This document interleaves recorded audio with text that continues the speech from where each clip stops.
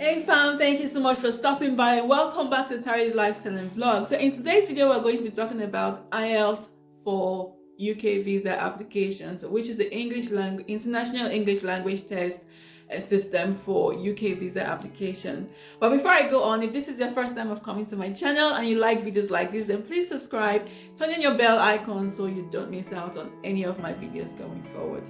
Okay, so we know that for some countries they require an English language test for them to apply for their UK visa. Okay, an example is the spouse visa or maybe the student visa, or if you're coming as a skilled worker, you would need an IELTS test to prove your English language and proficiency before your visa can be approved.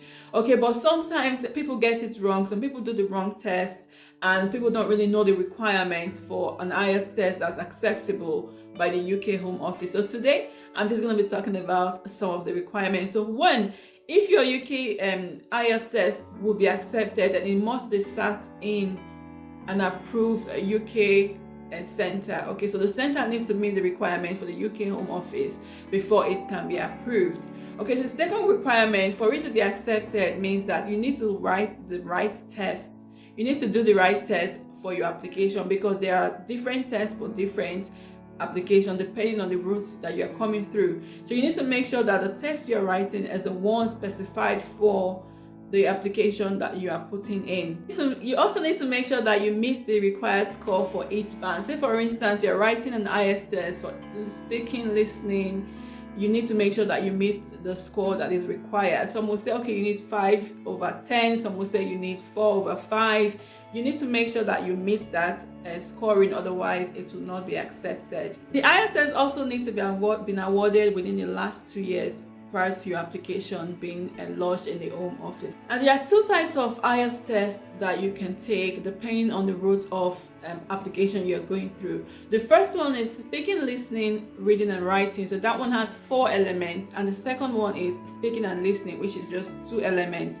So the one that you go for would depend on the application that you're putting in, so the kind of application that you're putting in or the route through which you are making your application. So if you're applying for a student visa or a skilled worker visa, if you're applying for an innovator visa, a startup visa or a minister of religion visa, then the IELTS test you need to do is the listening, speaking, reading and writing. Don't get confused, because if you do a different kind of test, it won't be acceptable. Even if the band or the scoring is higher, it won't be acceptable. However, if you're applying for something like maybe a family visa, this could be a spouse visa, a partner visa, or if you're applying as a parent or a dependent child, if you're applying for citizenship, if you're applying for settlement, if you're applying as a sports person, or if you're applying as a representative of an overseas business, then you need the second kind of test, which is just the speaking and the listening. Okay, and they might be the same, they might sound the same, but they are completely different.